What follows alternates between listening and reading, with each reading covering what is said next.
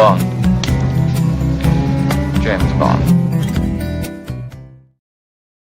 All right. Welcome, everybody, tonight to Shakin, Not Stirred. We are back talking about The World Is Not Enough, the latest entry into our James Bond series. But before we get to that, how you doing, Adam? I am doing okay. Incredible. How are you? Always good to hear. Always good to hear. Doing pretty good this week. Pretty good this week. Watched some movies that I thought were pretty good. What have you been watching? You watched? I've been watching, let's see. I got my fiance to watch, since we went and saw Casablanca and she enjoyed it, I got her to kind of be a little more open to watching some older films. Mhm. So I started her off on the first two movies in the Thin Man series. Ooh. So she liked those. And I'm going to see what else I can coax her into watching. I think I've sold her on Double Indemnity. She'll watch that, but we haven't yet. Other than that, the other day on TCM, they had a big just day on like epics and stuff. So they had Lawrence of Arabia on. I caught part of that. I watched Bridge in the River Kwai. I watched that whole damn movie. And I also watched, thanks to our mutual friend, Mr. Michael Allen Griffith, he got on his server, he got downloaded this movie I've been wanting to watch for a while called The Dangerous Man, which is about Lawrence of Arabia after Arabia, starring Ray Fiennes. It was like a made-for-TV movie in the early 90s. And it was, it was all right. It was just, I could see how people wouldn't like it. It's a lot of just dialogue, just straight through, pretty much it's all it is. No good like set pieces or anything like that, locations or anything. It's all set around the peace conference after the war.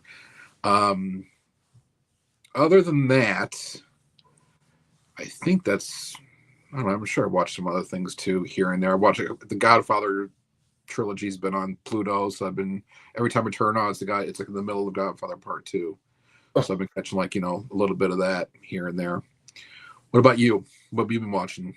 I was going to message you the other night because I watched this movie on Turner Classics. It was called Gaslight from 1945. You ever hear Ingrid this? Bergman, Charles Boyer, Joseph Cotton.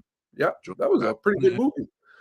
And it was like, it was funny because it popped up on my feed and it was like, if you don't want to watch, it came on, it was the night of the whatever the president was doing. And it was like, if you don't want to watch that, come on down here and watch this movie. And I was like, oh, okay. And I watched it and I thought that was really good. As far as a fun movie, I had a really good time. I went to the movies with my wife and we saw Crime 101. It's how was that?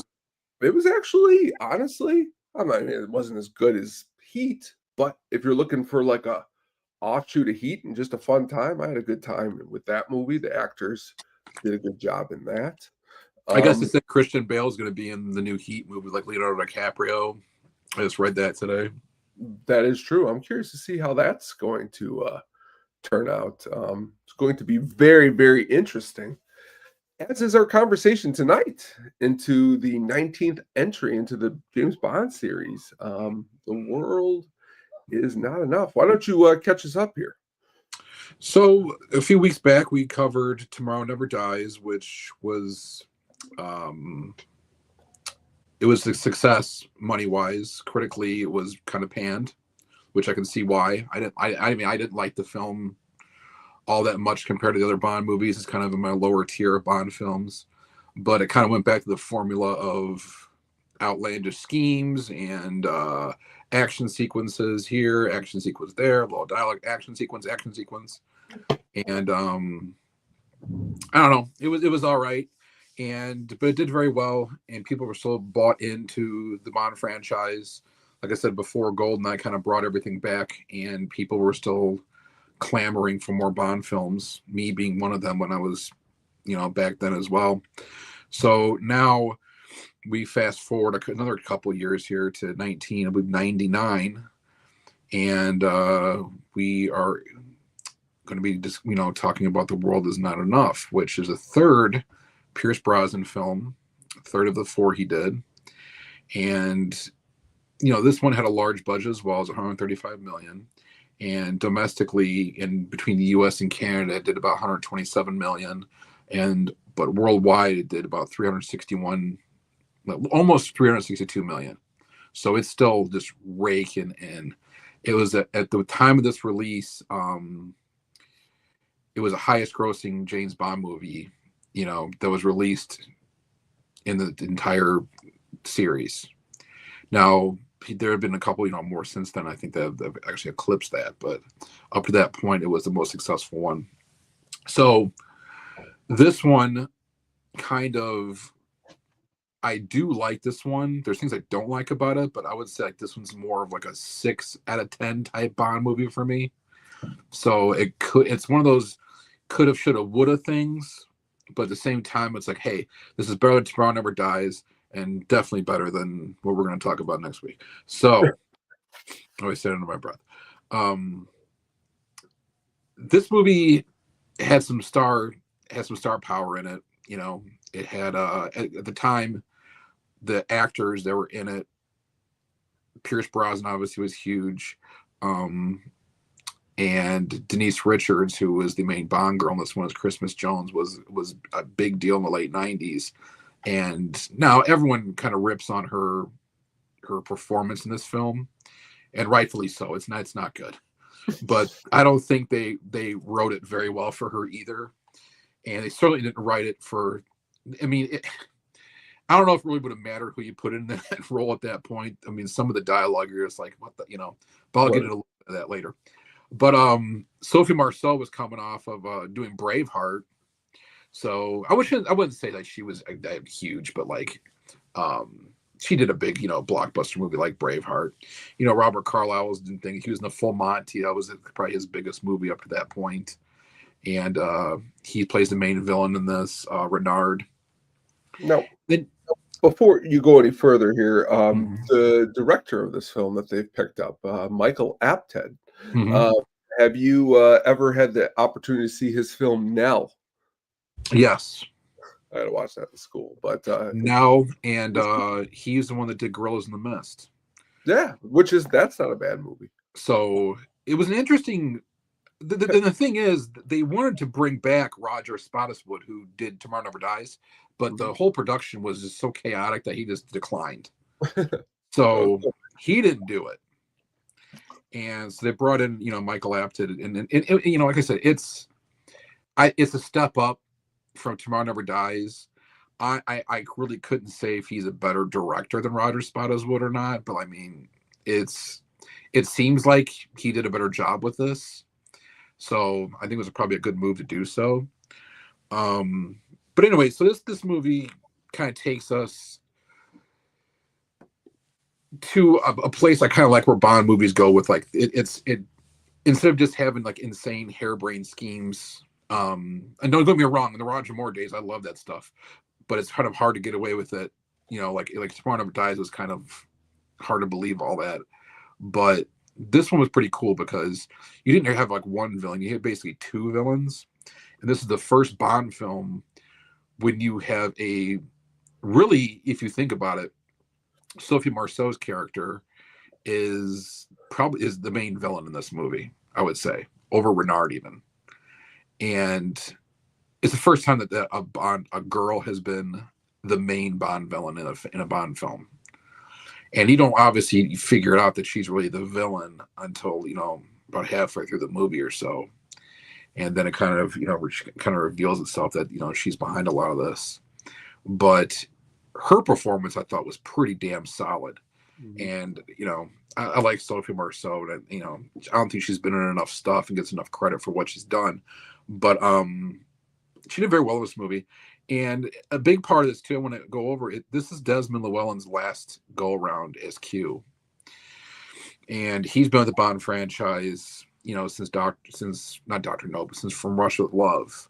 So he was obviously the longest tenured person ever in a Bond series, in the Bond series itself. And he gets a nice little send-off, even though it was kind of open. Like, the thing is, like, people kind of think he's like died of like old age or something. He died in a car accident, like shortly after it came out, or either shortly after this came out or shortly after they wrapped up filming on this.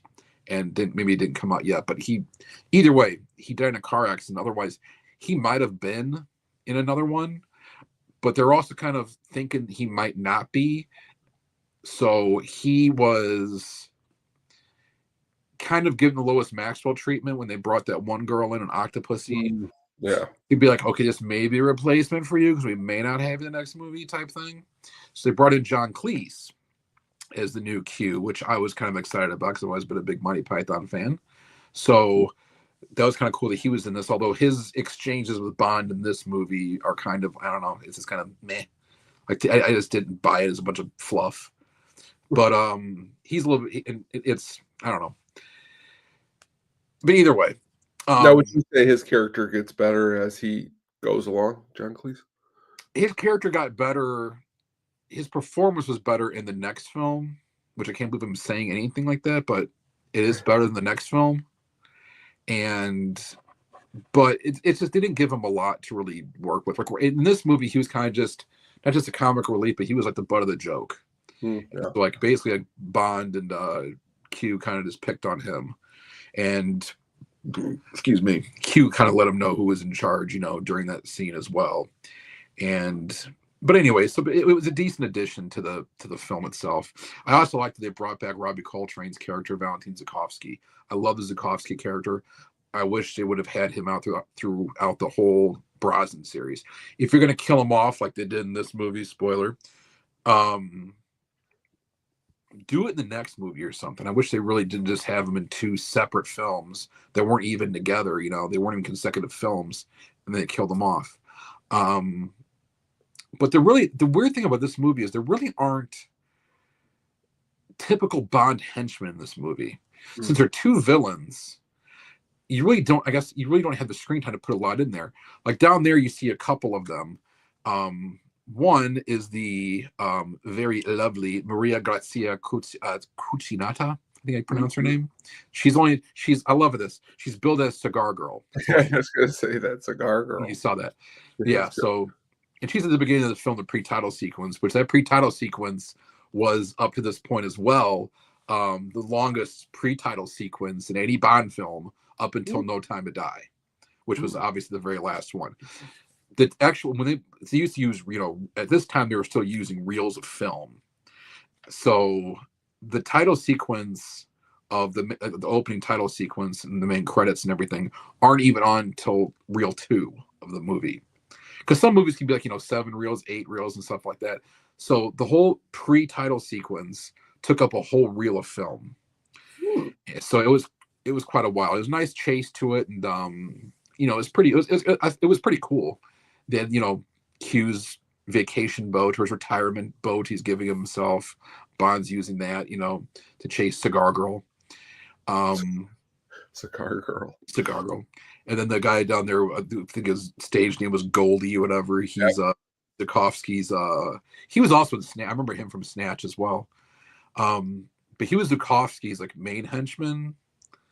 But that's what I'm saying. Like between him and you had, Sophie Marceau had a bodyguard, but I wouldn't really consider him a henchman at all. He didn't really, Not like Jaws, not the classic. No, it's nothing like that. So, but that's the thing. You had two villains. You had two Bond girls like this. You're cramming a lot of characters into the film. So the way you meet out the screen time is you kind of don't really have time for a full-fledged henchman, I guess. Renard's an interesting villain because so his whole thing is he was shot and there's a bullet that goes through, his brain and stuff, and it's stuck in there, and it's eventually going to kill him, but it's also rendered him like he can't feel anything, so he doesn't feel pain or anything of that nature.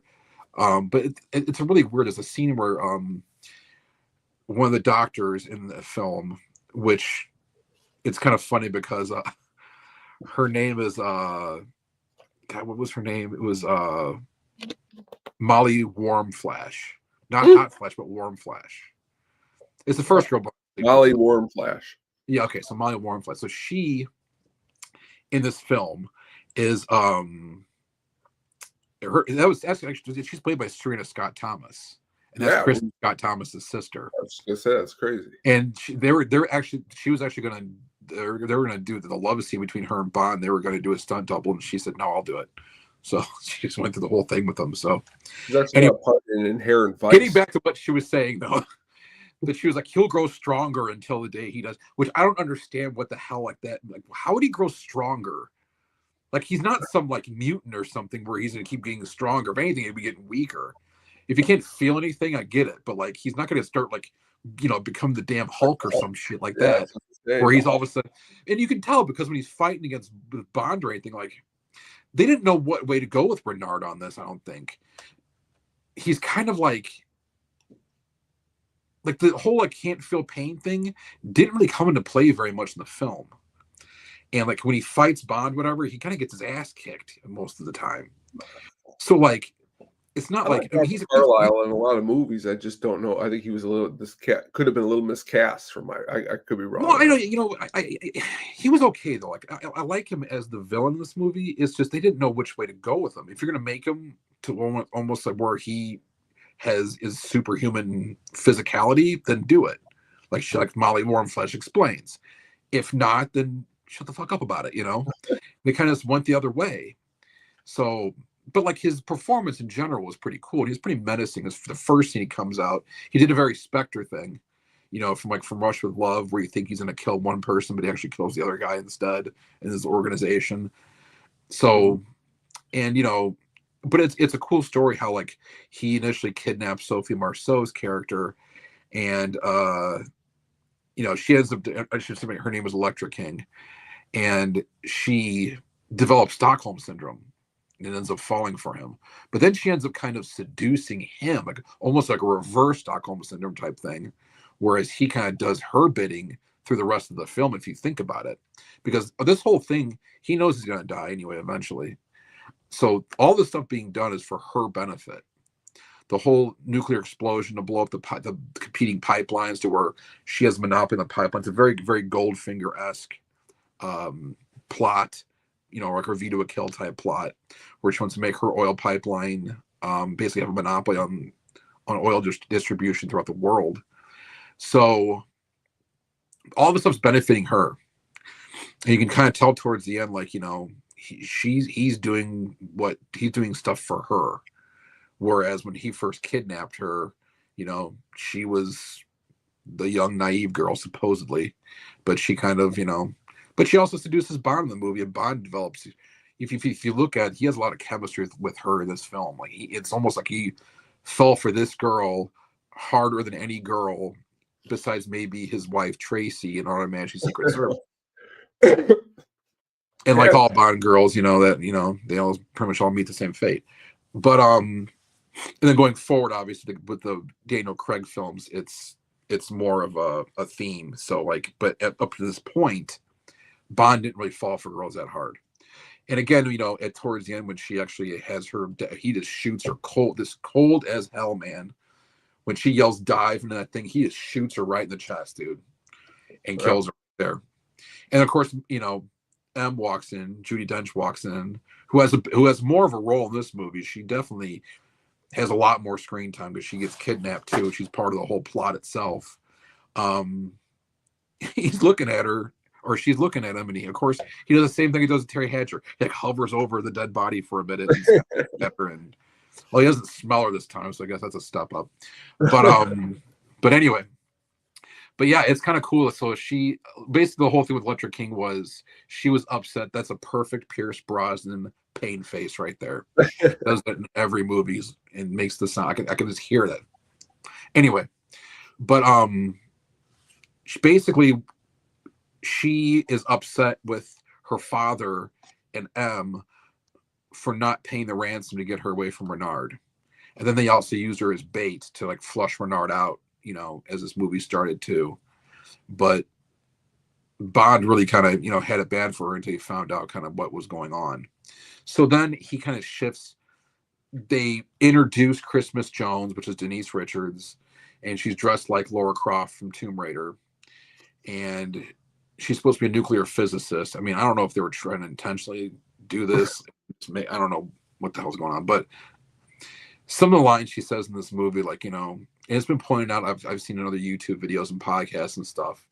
So I know I'm not the only one that thinks this is silly, but like, when she's escaping in that mine with Bond when she first meets him, they're running away from a ball of fire, running away from death, and she's like, "You have a name? What's your name?" It's like, who's gonna ask someone their name right in the middle of like you're running for your life from a fire? Like who has time to be like, And then she says something like, he's like, she thinks she got away with it, and she goes, "Well, can you give it to me in English for people who don't speak spy?" Like, that's not speaking spy. He said she thinks she got away with it. How is that like code for like some weird shit? You know what I'm saying? Like, it's this.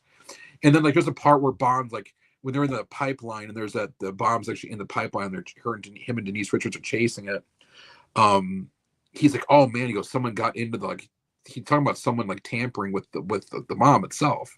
"Oh yeah, it's been opened or whatever." And she's like, "It's been tampered with." And it's like, yeah, he just said that. It's like that's what I'm saying. Like the writing in this film, I was like, it's not doing her any favors at all. So it didn't really help. So all together, it was kind of just a disaster when it comes to her. The screenplay, so yeah, but like Sophie Marceau was definitely a way better screen presence and was much more compelling when she was on screen than Denise Richards. And I don't think I'm in the minority on that by any means. It's also it's a great ski chase. It's I can't tell you now. I could probably count them, but I'm not going to waste time on it. It's kind of crazy because if you look at Denise Richards at this time, it goes Starship Troopers, Wild Things, and then this. Yeah. So you're really trying to tell yourself, like, well, I think she's great in those other two movies I just mentioned. I just don't see what the credentials were for this particular role, but maybe they just thought for the eye candy. A person they also considered was Tiffany Amber Thiessen. But at this point in time, and she was on Melrose Place, but at this point in time, Denise Richards kind of blew up into the stratosphere with the movies that you just named. Oh, yeah. So they said, well, let's put her in this. Well, let's get some technicals, And I'm not sure if Tiffany Amber Thiessen would have done any better with what it was. Well, when you say it's the writing too, you know what I mean? Because that's what I'm saying. Like they didn't set them up for success. Let's put it that way. But some of the people that were considered for Renard as well, I want to mention this. Like Jean Reno was considered. Mark Strong, Javier Bardem. Javier Bardem obviously would be in Skyfall later on. They're all considered for Renard. But now that's back to my earlier point to you, because all three of those men are over 6 foot. Carlisle's 5'7.5", 5'8". The other ones would be more menacing. But not. I love Robert Carlyle. He's great in Train Spotting. He's great in The Beach. He's great in a lot of different things. I love The Beach. The Beach is a really actually a good great movie. People don't talk about it enough. You know what? You just I have wanted to talk to someone about The Beach for a long time, so we're gonna have to get to that at some point. I love The Beach. We can do that. Also, so Sharon Stone, Catherine Zeta-Jones, Monica Bellucci, actually Maria Grazia Cuccinata was also considered for Electra as well, but lost out. Vera Farmiga was actually considered as well. That'd been interesting. And I think that was before she made that movie 15 Minutes with De Niro and yeah, you're right. Burns. Natasha Henstridge, even Jerry Halliwell was even considered, which at that time she was also big, just like Denise Richards. So that would have been, a casting of the time. But it's I don't have a problem with the casting in general, except for like Denise Richards as her character. But like I said, like I don't know who could have stepped into that and been a really big presence on the screen. When she's on the screen, you're just like, oh Jesus Christ, dude! Half the time. So like, I don't know what else I'm going to do with it. But I want to talk about too is I do like the score in this film. The theme itself by Garbage is decent. Mm-hmm. I thought it was. I didn't think it's quite as good as Tomorrow Never Dies, but I thought it was better than GoldenEye, and it was pretty good. And for the first time since I believe The Living Daylights, they basically integrated this into the score. David Arnold did. Oh, And I thought David Arnold, you know, John Barry was always like the legendary, you know, Bond composer, but I think David Arnold is just as good. Like his scores throughout the films themselves have always been fantastic, I thought. So he integrated the actual theme into this film more than they have in the past. So he had License to Kill, Goldeneye, Tomorrow Never Dies. None of those movies really integrated the actual opening theme into the movie itself, where this one actually did. And I'm kind of glad he did because it worked pretty well with it. Jamiroquai actually turned down the offer to write and sing it because J.K. he just wasn't interested. It's just not a thing he wanted to do. So, but that would have been interesting if Jamiroquai did it. But I'm kind of glad. But I'm glad Garbage did do it. I like Garbage a lot. I've grown to like Garbage over the years more and more and more. I never disliked Garbage, but I've always been kind of indifferent. If I hear Garbage, I'm like, I was like saying that. If I hear Garbage, I'm like, okay. I'm a really big, I still can admit I'm a really big radio stan. So I listen to WXRT every day. And every time they come on, you know, back in the 90s, I would have turned it off. But something about her voice, and even in this song too, it's something different than other songs that I'm listening to. So I think, but you're right. It's not like I will run out and buy their new album. But if I hear it, I'm like, you know what? This isn't terrible. But her voice, it works for this film, though. Yeah. It's a Bond theme voice. Like it does. It works. So I had no problem with that whatsoever. So yeah, the music in it was pretty good. It's paced pretty well. And see, my brother likes Shirley Manson's voice. I never knew he liked Shirley Manson's voice. But so see, I'm learning something new about him too. So yeah, it was just fine. And I liked your basketball game you guys went to. Looked like fun the other day. Yeah, fun for him. That's what was funny about it. The pictures he was posting. Oh my god, dude, that was it was like watching Die Another Day on a basketball. So I can't wait to. That's you just said it. That's why we got to come back next week so quick. We can't wait. Get your vomit bags out because this one's gonna be a ride, dude. We're gonna do 2 hours of just no. But I also want to talk about too some of they use miniatures in this movie as well. Again, and they had some nice, you know, practical effects.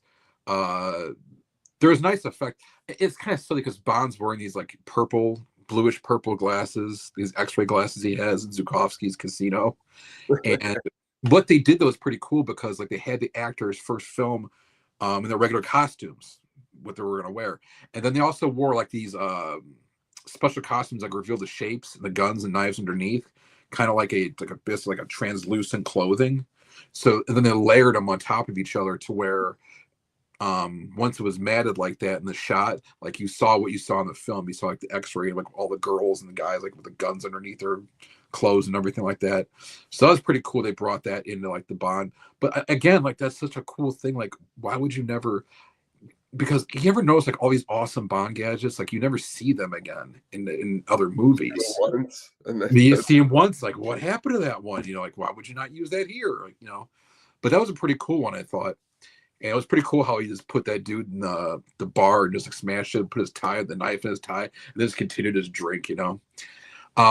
This is a shot from that's actually the actual prop they used the boat for the boat chase, the pre-title sequence.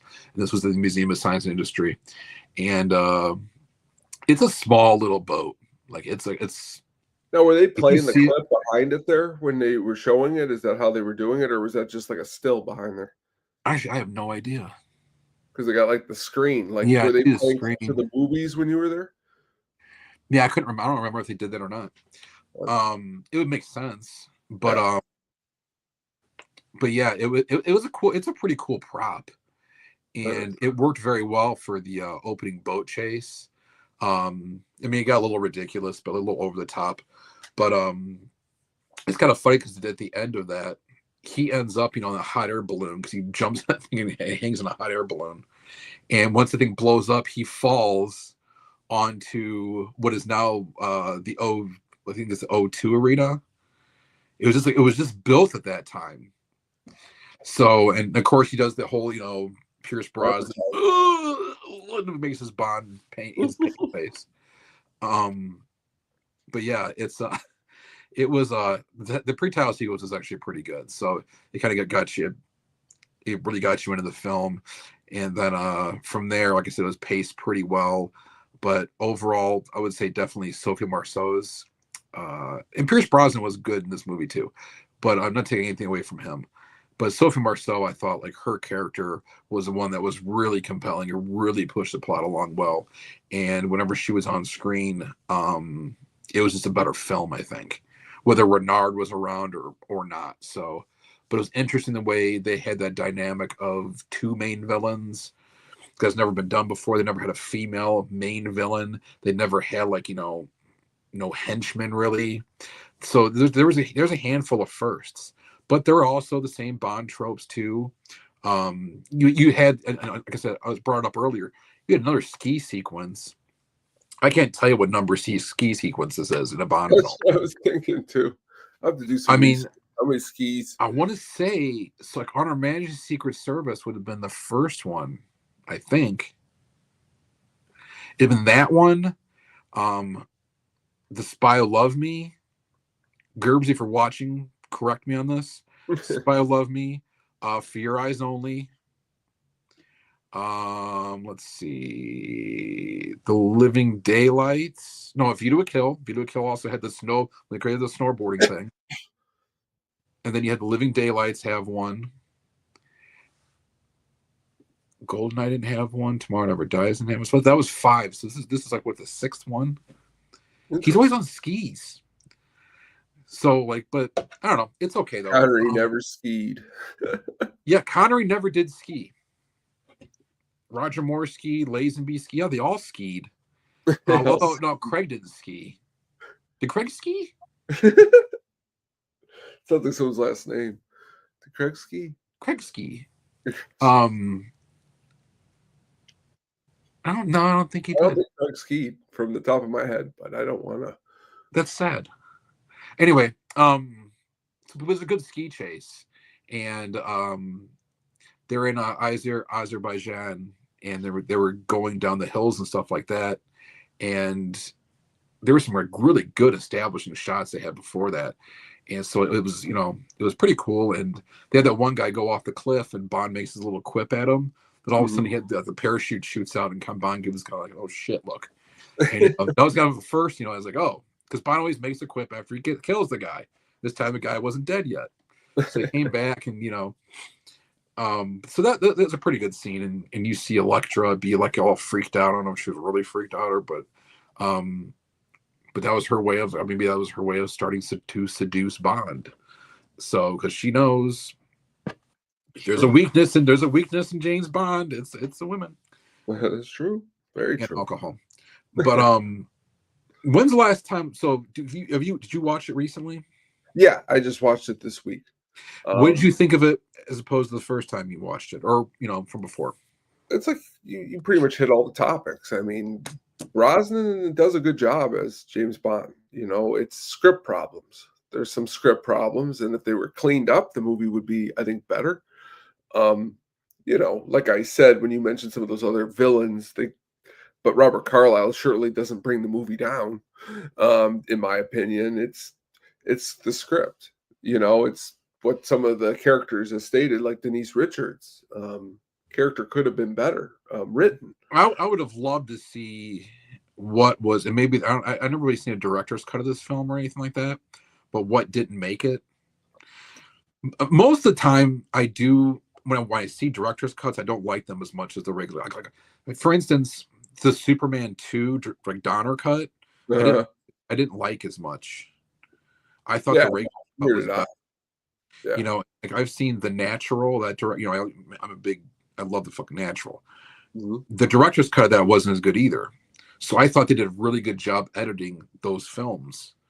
Well, sometimes, like, do you ever watch those Apocalypse Now Redux? It's like 5 hours. I own the Redux. Well, I mean, it's not bad, but I like the original more. Yeah, I mean, it gets too. Go either way in that. That one kind of doesn't matter to me. Like it's like this one, for instance, I would love to see like kind of what didn't make it, or not so much what didn't make it. It's like some of the scenes in this film, I want to know how they made it in over some other things. Maybe I would have loved to see a little more Zukovsky, like I said, but I also love to see him throughout the series more. It's kind of a shame that his character wasn't really involved very much. But I mean, it is what it is. The movie itself, like I said, I like it. It's a decent movie. It's definitely a step up to me for Tomorrow Never Dies. It's not in the same arena as Goldeneye, but it's not bad. And if they kept making movies like this, I'd be like, oh, okay, whatever. These are Bond films. I can deal with these. So Brosnan was kind of like, to me, hit, miss, hit, fall off a damn cliff, you know. Well, So it was kind of every other one. But like I said, that's just me. Brosnan himself, I don't know where I am. I thought about this the other day, where I am with him as James Bond compared to other guys who played James Bond. And it's hard for me to.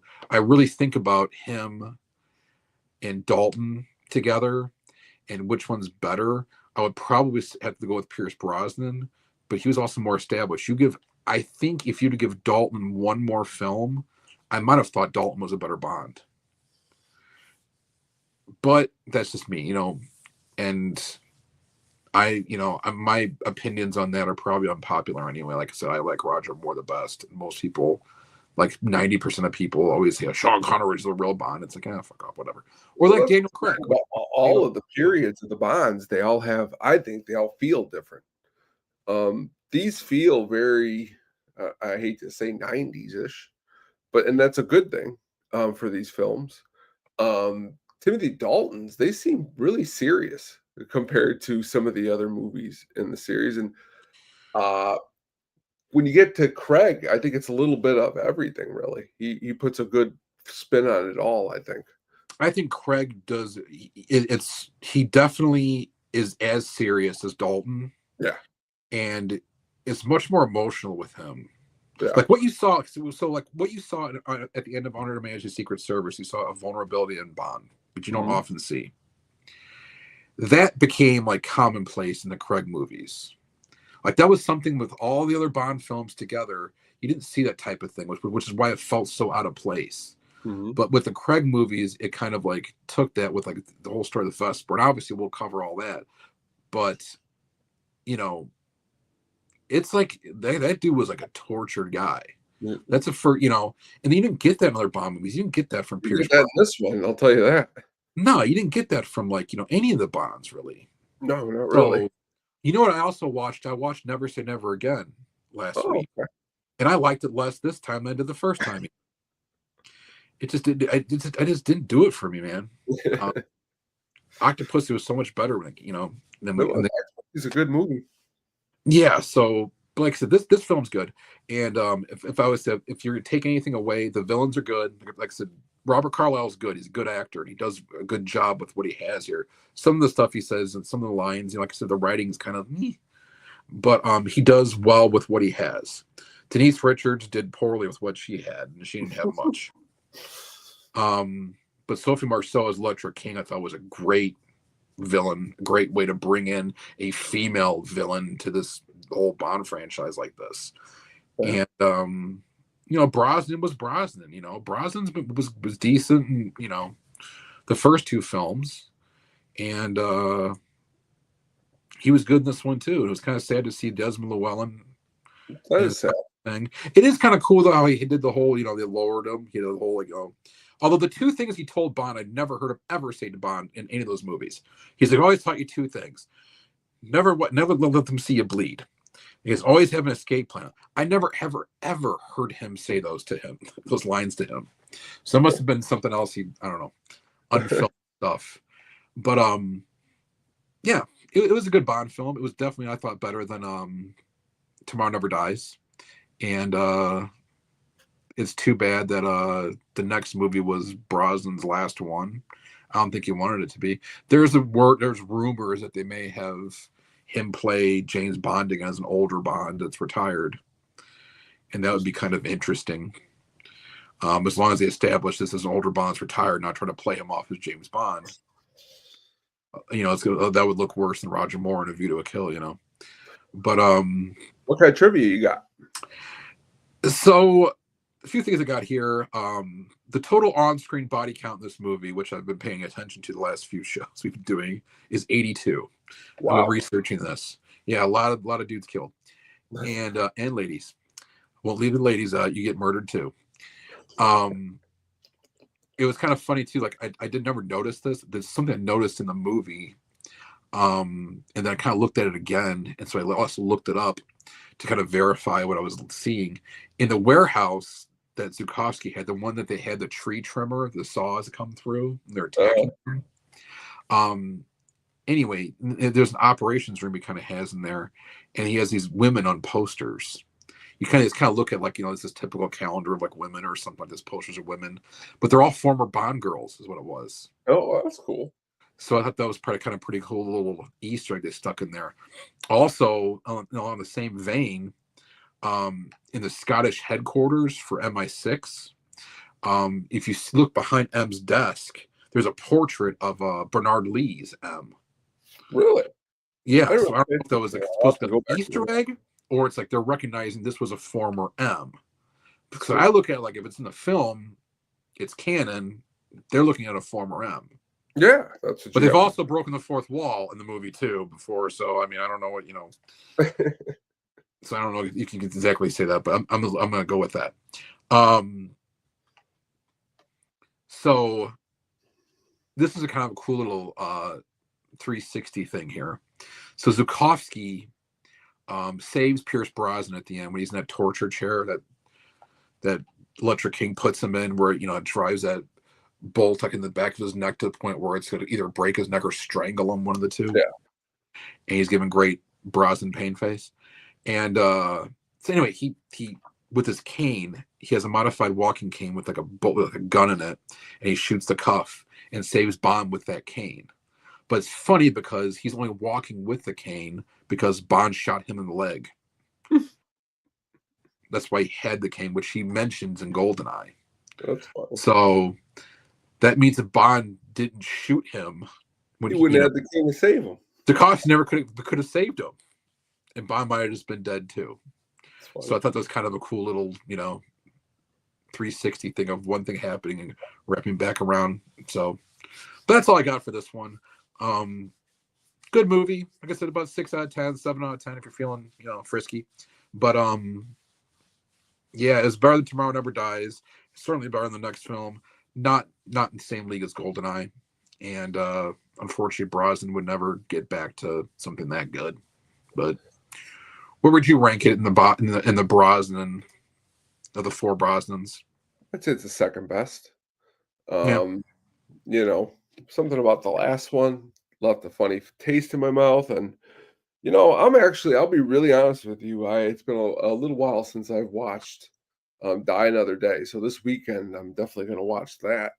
I started watching it the other day and I just got pissed off and turned it off. I got pissed off. I'm not kidding. Like I watched. I said I'm going to watch Never Say Never Again, and I'm going to watch this one. Well, next week I'm going to try my hardest, and I'm going to try to get some film clips. So we could really get into the ridiculousness of this film. Yeah, because this is one of those movies where it's like, here's the people in the movie. Now let's get to this and let's watch this, watch this, and watch this. And we have to do it a little bit differently. So it's going to be good. But there is one thing in this movie that is so silly. I'll tell you what it is next week. It infuriates me more than anything in the Bond franchise ever. It fucking infuriates me. And it's sad because the person who infuriates me I actually like in general. But we'll talk about that next week. It'll be a fun episode. I can't wait. Please tune in next week. Die Another Day is going to be I know you love the song too. I can't wait to hear you talk about that song. But please tune in tomorrow night.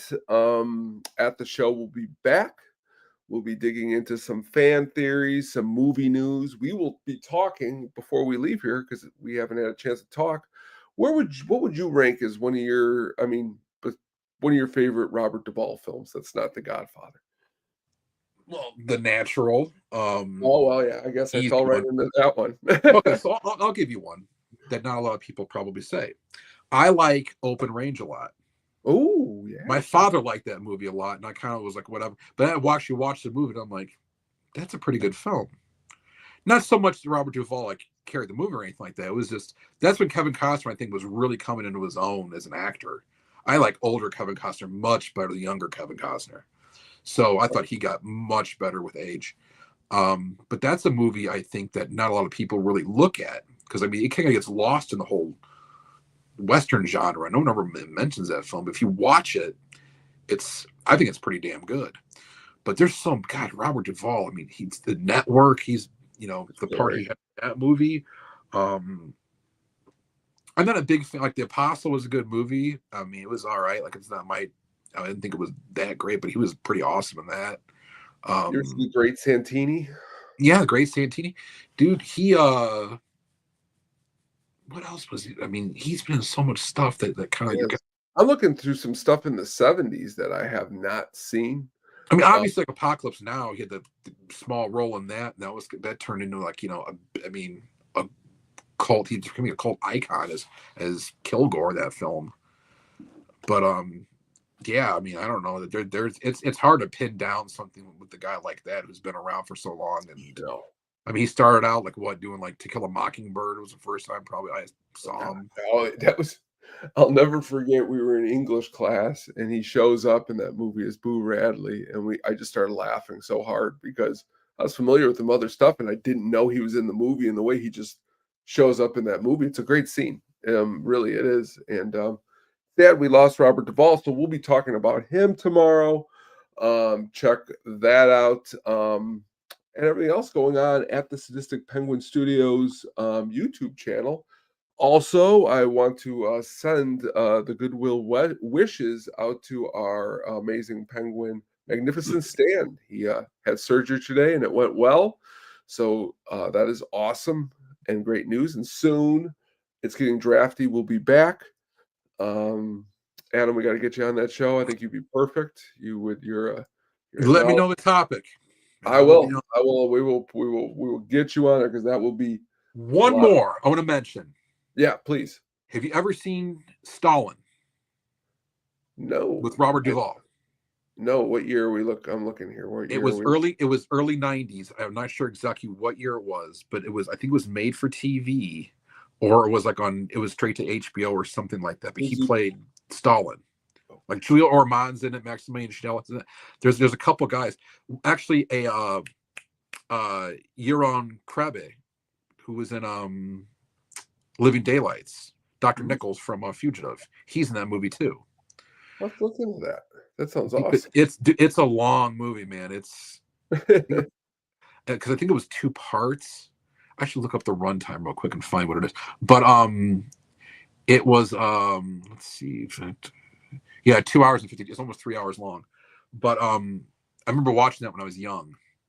And what year was that? Oh, there it is. 1992. Oh, geez, look at him. He looks like a good skull in here. It looks kind of ridiculous, but the movie itself's pretty good.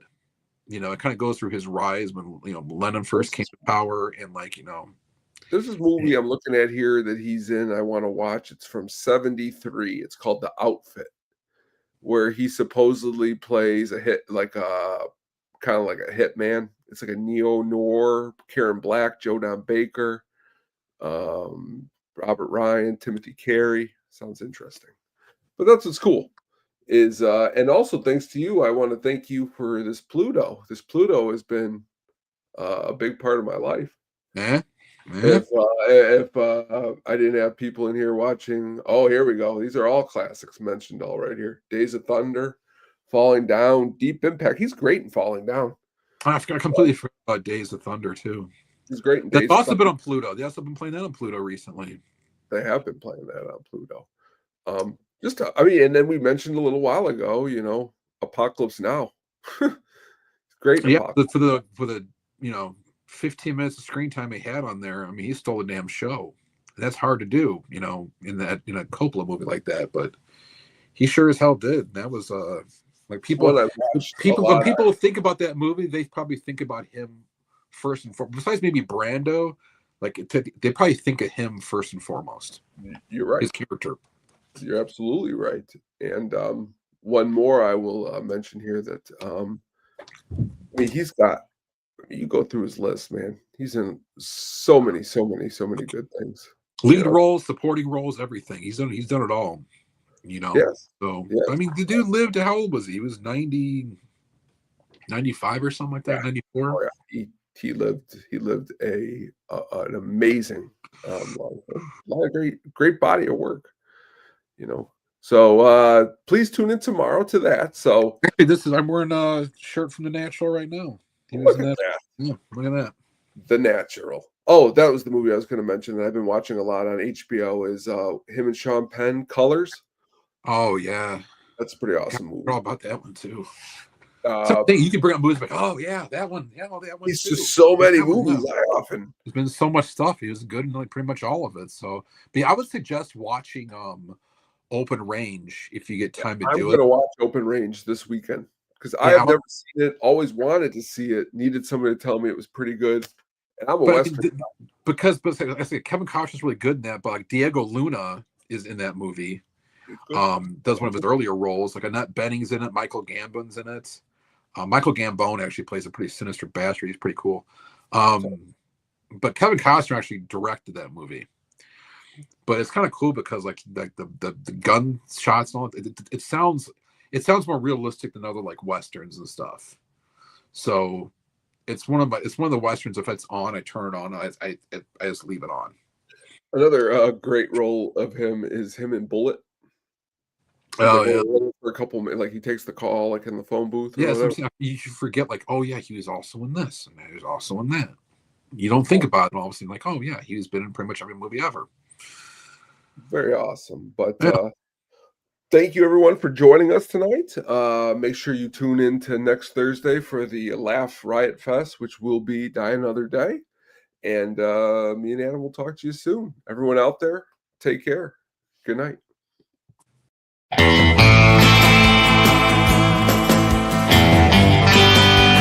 Bond.